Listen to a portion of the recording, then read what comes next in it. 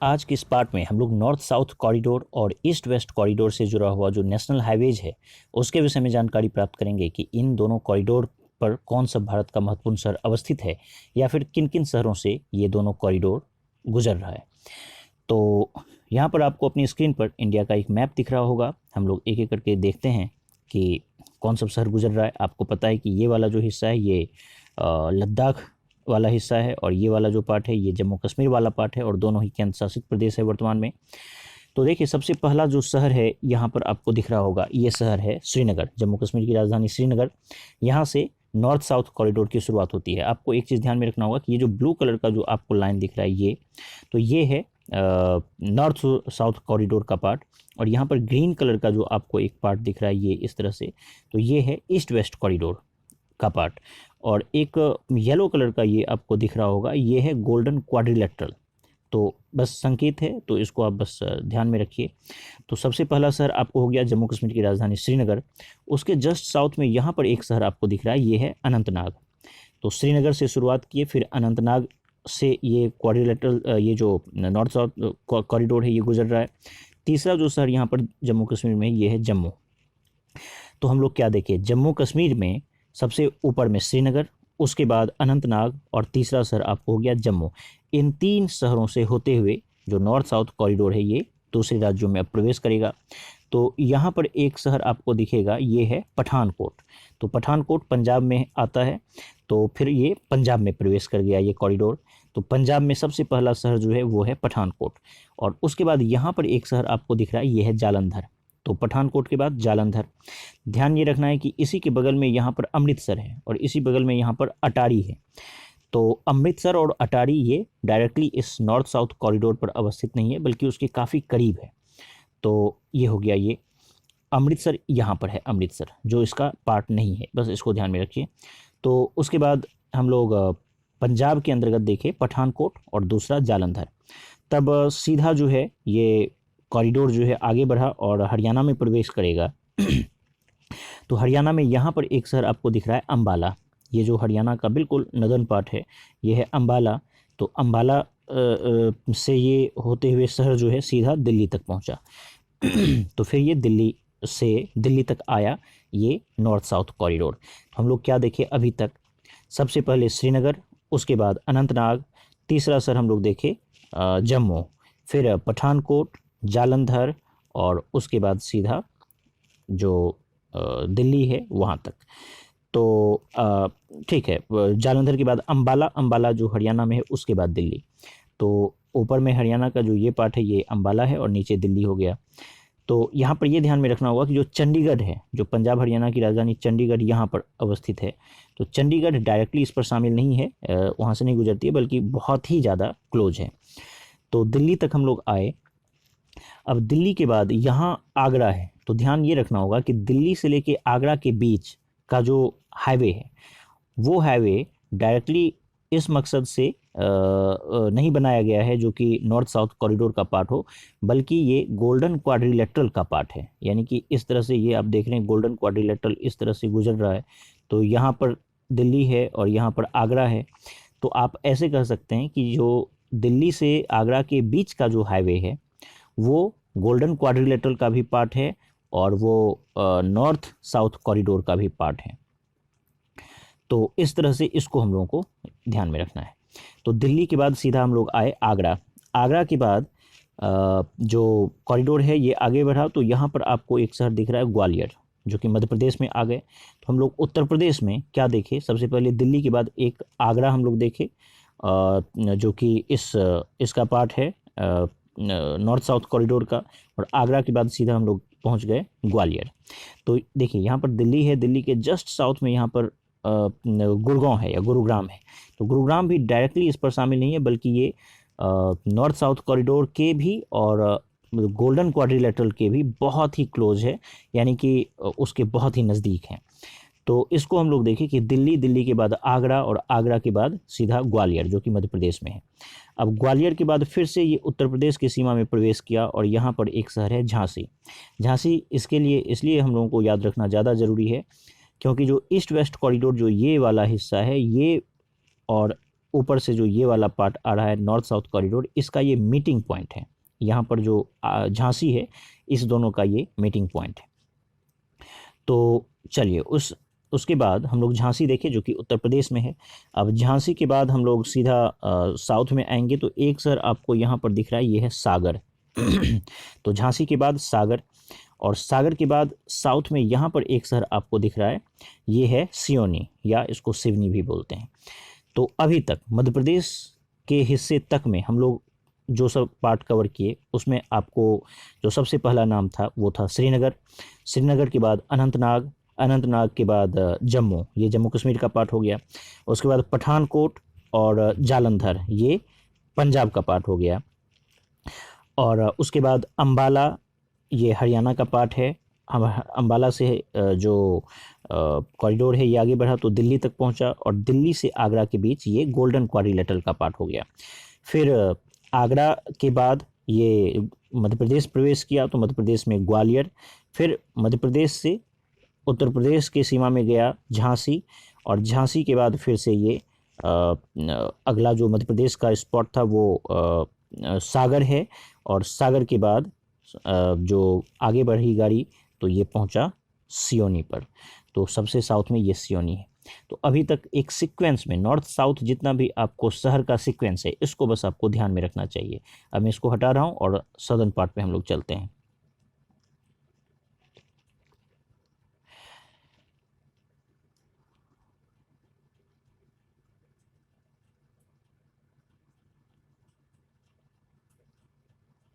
चलिए देखिए, अब जो है यहाँ तक तो हम लोग कवर कर चुके हैं कि ये सियोनी है या सिवनी है, जो कि मध्य प्रदेश का पार्ट है। मध्य प्रदेश में हम लोग एक सबसे पहले ग्वालियर देखे थे, दूसरा हम लोग सागर देखे, और तीसरा सियोनी देखे। अब महाराष्ट्र में एक शहर आपको यहाँ पर दिख रहा है, ये है नागपुर। नागपुर से भी नॉर्थ साउथ कॉरिडोर गुजर रही है। आपको यहीं पर दिखेगा ये अमरावती है। अमरावती क्या इस पर है? नहीं है। और अमरावती के जस्ट बगल में यहाँ पर आपको चंद्रपुर दिख रहा है, ये भी इसका पार्ट नहीं है। तो इस दोनों को ध्यान में रखिए। उसके बाद हम लोगों की गाड़ी आगे बढ़ेगी और हम लोग प्रवेश कर जाएंगे कहाँ पर? तेलंगाना में। तो तेलंगाना में आपको एक यहाँ पर दिख रहा है ये शहर निज़ामाबाद। तो ये तेलंगाना का पार्ट है निज़ामाबाद, और निज़ामाबाद के बाद उसके जस्ट साउथ में यहाँ पर एक जो शहर आपको दिख रहा है ये है हैदराबाद। तो निज़ामाबाद और हैदराबाद ये तेलंगाना का पार्ट हो गया। क्योंकि मैप पुराना है तो आप ध्यान में रख लीजिए कि ये इस तरह से है तेलंगाना का पार्ट। ठीक है, तो निज़ामाबाद के बाद आंध्र प्रदेश में हम लोगों की गाड़ी जाएगी, तो ये हो गया आपको कुरनूल। तो आंध्र प्रदेश में कुरनूल, और कुरनूल के जस्ट साउथ में आपको दिख रहा होगा अनंतपुर। तो ये है आपको अनंतपुर। अनंतपुर भी जो है आंध्र प्रदेश का पार्ट हो गया। तो हम लोग ये देखें कि जो हम लोगों की गाड़ी जो सियोनी मध्य प्रदेश से खुली है, तो वो नागपुर उसके बाद का स्टॉपेज है महाराष्ट्र में, और नागपुर के बाद हम लोग निज़ामाबाद तेलंगाना गए, और तेलंगाना में ही दूसरा शहर है हैदराबाद, वहाँ गए, और वहाँ से हम लोगों की गाड़ी बढ़ी कुरनूल, और कुरनूल के बाद हम लोगों की गाड़ी आंध्र प्रदेश का जो आखिरी स्टॉपेज है अनंतपुर, वहाँ तक हम लोग बढ़े। यहाँ पर एक शहर आपको दिख रहा होगा, ये है कुडप्पा। तो कुडप्पा इसका पार्ट क्या है? नहीं है। कुडप्पा इस नॉर्थ साउथ कॉरिडोर का पार्ट नहीं है। तो हम लोग क्या देखें कि ये जो अनंतपुर है वहाँ तक हम लोग पहुँचे। उसके बाद सीधा हम लोग जाएंगे कर्नाटक वाले हिस्से में प्रवेश कर जाएंगे, और यहाँ पर आपको एक शहर जो दिख रहा है ये है बेंगलुरु। तो कर्नाटक में हम लोग पहुँचे बेंगलुरु। अब बेंगलुरु जो है वहाँ से लेके यहाँ ये जो आप अगला जो मैं दिया इसका नाम है कृष्णागिरी। तो ये जो कृष्णागिरी है वहाँ से लेके बेंगलुरु, यानी इस दोनों के बीच का जो पार्ट है बेंगलुरु से कृष्णागिरी के बीच का पार्ट, ये भी गोल्डन क्वाड्रिलेटरल का पार्ट है। वहाँ पर आप देखे थे दिल्ली से आगरा के बीच नॉर्थ साउथ कॉरिडोर वाला हाईवे और गोल्डन क्वाड्रिलेटरल वाला हाईवे दोनों कॉमन है। कहाँ से कहाँ? दिल्ली से आगरा। अब साउथ में भी जो बेंगलुरु है और कृष्णागिरी है, इस दोनों के बीच का जो हाईवे है ये कॉमन है। तो बेंगलुरु से कृष्णागिरी, इसको हम लोगों को याद रखना चाहिए। उसके बाद हम लोगों की गाड़ी जब आगे बढ़ेगी तो यहाँ पर एक शहर है सलेम, जो कि तमिलनाडु का पार्ट है। तो आप देखिए बेंगलुरु कर्नाटक में आता है, और उसके बाद जो कृष्णागिरी हम लोग देखे, ये तमिलनाडु में हो गया पहला, सलेम तमिलनाडु का दूसरा शहर। अब सलेम से दो रूट निकला, एक केरला की ओर ऐसे आ गया और एक साउथ की ओर तमिलनाडु में ही चला गया। तो तमिलनाडु के हिस्से में जो आगे बढ़ा है तो वहाँ पर हम लोग देखेंगे, उसमें एक आपको दिखेगा मदुरै, ये रहा मदुरै। आपको ये ध्यान में रखना होगा कि यहाँ पर तिरुचिरापल्ली है, ये जो दिख रहा है आपको ये तिरुचिरापल्ली है। तो तिरुचिरापल्ली जो है डायरेक्टली नॉर्थ साउथ कॉरिडोर पर नहीं आता है। तो हम लोग क्या देखे, जो सलेम है वहाँ से हम लोगों की गाड़ी खुली तो हम लोग पहुँचे मदुरै, और मदुरै के बाद हम लोगों की गाड़ी आगे बढ़ी तो यहाँ पर एक आपको शहर दिखा तिरुनेलवेली, तिरुनेलवेली, और तिरुनेलवेली से आगे गाड़ी खुली तो बिल्कुल सदर्न पार्ट में कन्याकुमारी तक चला गया। तो इस तरह से हम लोग नॉर्थ साउथ कॉरिडोर के अंतर्गत जितना भी इम्पोर्टेंट सिटीज़ था उसको देखे, जिसमें श्रीनगर, अनंतनाग, जम्मू, फिर पठानकोट, जालंधर, उसके बाद हम लोग देखे अम्बाला, दिल्ली, और दिल्ली के बाद हम लोग देखे सीधा आगरा, आगरा के बाद ग्वालियर, ग्वालियर से झांसी, झांसी से हम लोग गए सागर, और सागर के बाद हम लोग सियोनी, फिर नागपुर, और नागपुर के बाद निज़ामाबाद, हैदराबाद, और फिर कुर्नूल, अनंतपुर, और उसके बाद हम लोग बेंगलुरु गए, बेंगलुरु से कृष्णागिरी गए, कृष्णागिरी के बाद सलेम, और सलेम से हम लोग सीधा आगे बढ़े तो मदुरै, और मदुरै से तिरुनेलवेली और कन्याकुमारी, और एक पार्ट जो केरला की ओर बढ़ा है तो उसको भी हम लोग जान लें। तो यहाँ पर आपको एक शहर दिख रहा होगा सलेम के बाद, यहाँ पर ये कोयम्बटूर है, तमिलनाडु का ही पार्ट है कोयम्बटूर। तो कोयम्बटूर गए, कोयम्बटूर से केरला के पार्ट में एक यहाँ पर आपको उसके बगल में दिख रहा होगा, ये है पलक्कड़। तो कोयम्बटूर से केरला में प्रवेश किए तो केरला में पहला हो गया पलक्कड़, और उसके बाद पलक्कड़ के बाद सीधा आपको दिखेगा त्रिशूर।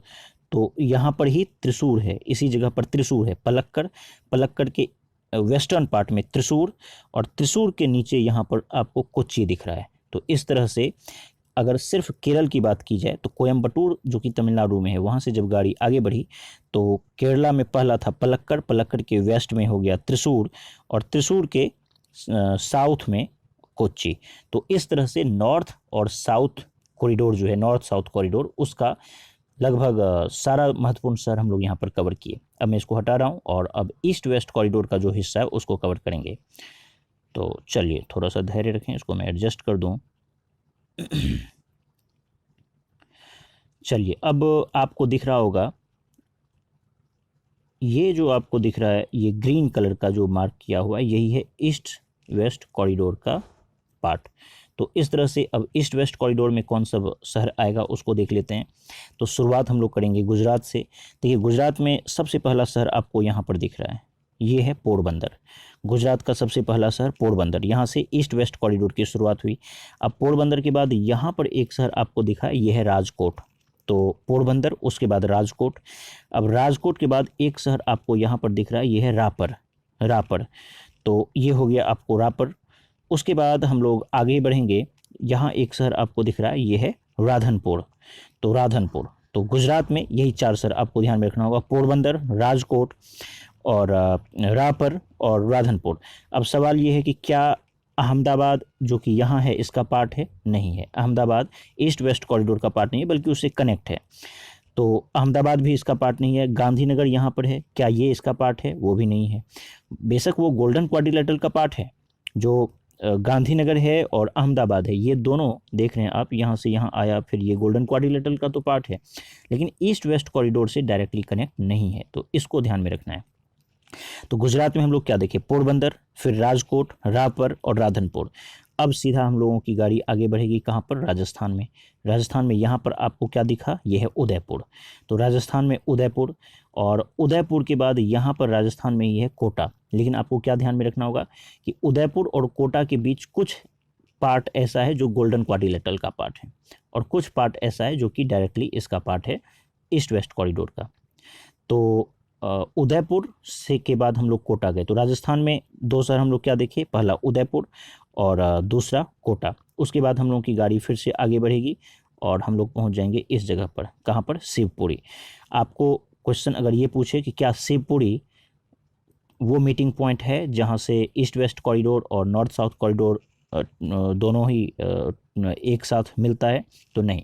शिवपुरी के जस्ट आगे ये जो झांसी है, ये झांसी वो जगह है जहाँ से नॉर्थ साउथ कॉरिडोर और ईस्ट वेस्ट कॉरिडोर दोनों मीट करता है, जो कि उत्तर प्रदेश में है। तो झांसी, अब झांसी के बाद हम लोगों की गाड़ी जब आगे बढ़ेगी तो हम लोग सीधा पहुंच जाएंगे कानपुर, जो कि ये रहा कानपुर।